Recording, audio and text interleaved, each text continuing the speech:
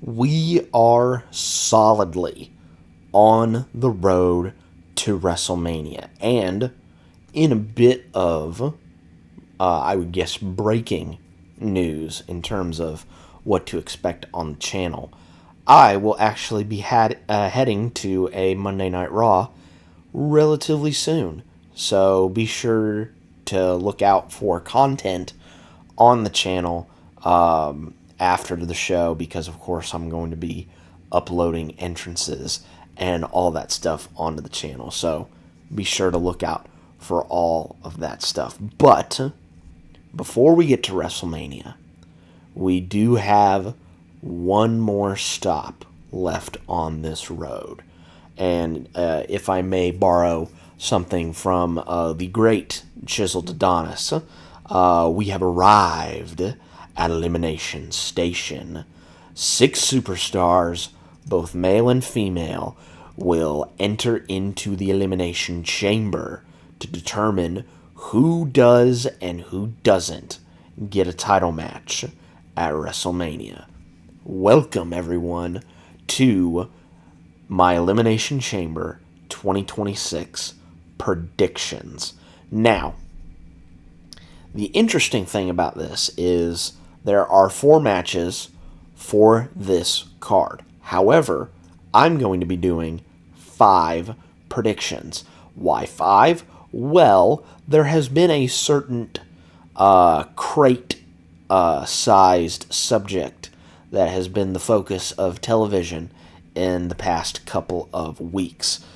There's been a crate that's been brought to both Raw and SmackDown where it has been labeled on the box or crate to not open until Elimination Chamber. So, we're going to make a prediction as to what could be inside the crate. And I'm going to posit you 2 suggestions. Or actually, more so, 2 things leading to the same person, ostensibly. So, idea number 1 is, I would think that the crate could be like a tease at the end of the pay-per-view, where they get it open at last and they see inside that it's a time bomb, but it's not set to go off now. It's set to go off on the Monday after WrestleMania. And so Adam Pearce and Nick Aldis look at each other and like, nothing to worry about right now, and just head on out there. Or you could do the other thing and have it be a show long kind of thing, where they open up the crate and basically it's a Russian nesting doll of crates. It's a smaller crate, smaller crate, smaller crate, smaller crate, and then they finally open up the smallest crate, and they see that there's just a stuffed cat in the box. But Pierce says, hold on, there's a name tag on this. And he looks at all this and says, who names a cat Daryl? And, they put the plush cat back in the box and, just walk off. I am, of course, signaling that the thing that is going to be teased inside of the box, hopefully, will be the tease of a debuting Hiromu Takahashi. Because it has been rumored, or at least the things that I've been hearing, that Takahashi is purportedly wrapping up with New Japan, I think, by the end of this month, and is pretty sure going to WWE. So might as well, get the marketing machine going. And, of course, Time Bomb, that's his finisher. And, of course, Daryl the cat used to be a thing that he carted around during the entrances of his matches.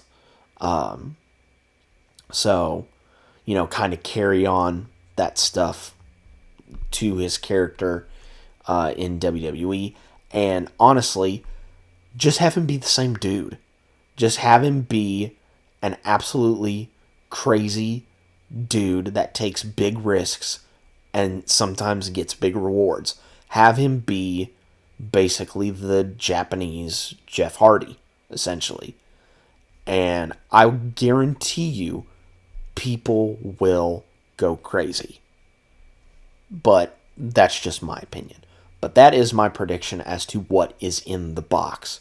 A potential tease for the debut of Hiromu Takahashi.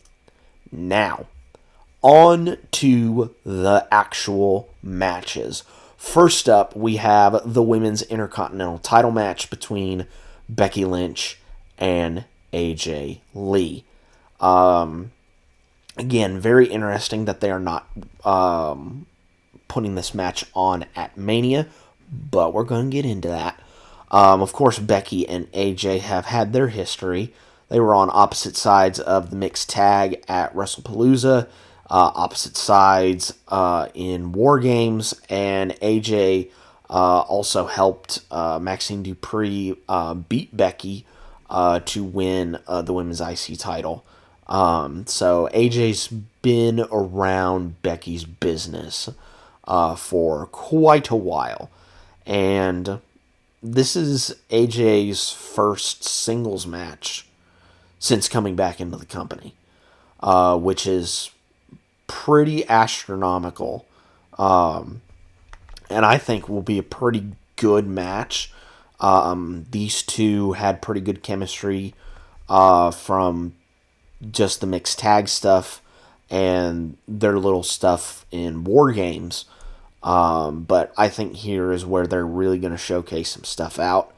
The person that I have winning this match is Becky. And the reason I say that is because they're going to run this back at Mania. 100% they are. So my assumption is that there's going to be a little bit of chicanery. There's going to be a little bit of a dusty finish where Becky wins dirty to retain the title. And then it will, of course, begat a potential stipulation match for WrestleMania. But that is my prediction. Becky is going to retain the Women's IC title. Moving on to the men's World Heavyweight title match, CM Punk versus Finn Balor. This, of course, has been a feud that's actually been built up for a little while now. Finn got a title match in Ireland against Punk, and it seemed like he might turn babyface, but not quite. And so we now have the rematch set for Elimination Chamber in Punk's hometown of Chicago. Of course, Roman's already chose, the World Heavyweight Champion, whoever that is, come WrestleMania. Spoilers, it's going to be CM Punk. But whoever is World Heavyweight Champion come WrestleMania, that is who Roman will be facing. And like I said, as CM Punk's winning this match. As much as I love Finn, and as much as I think that this match is going to be really, really good, Finn's not winning this.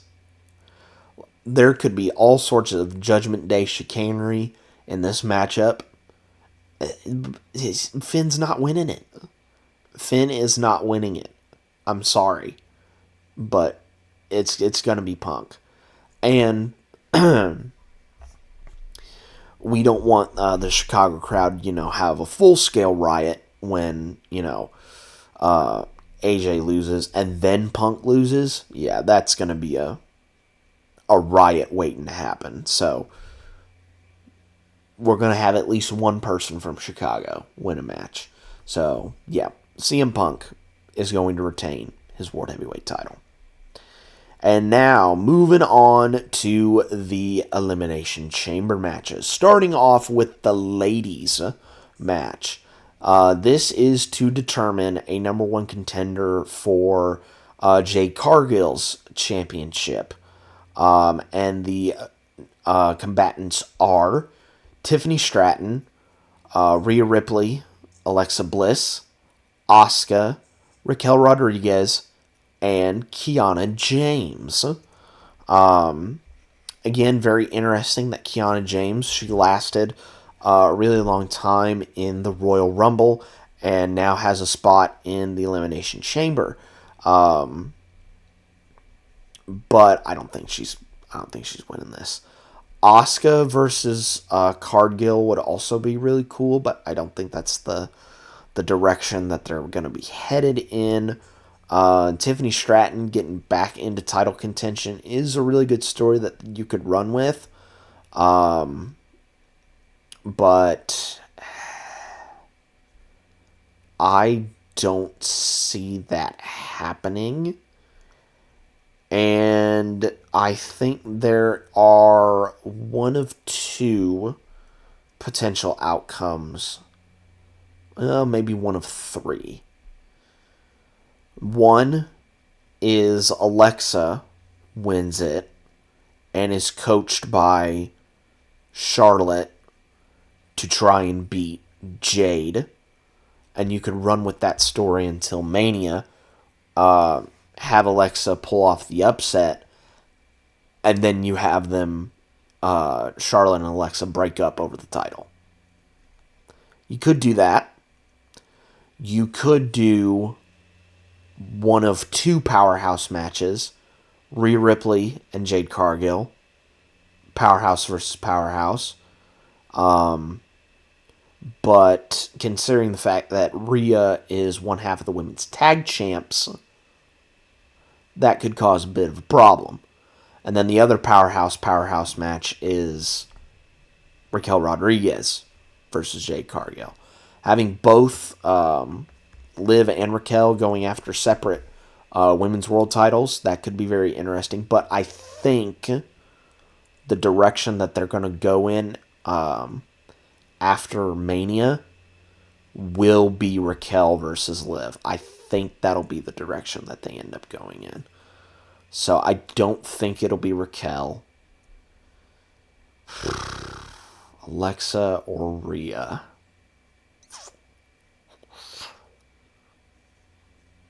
I'm going to say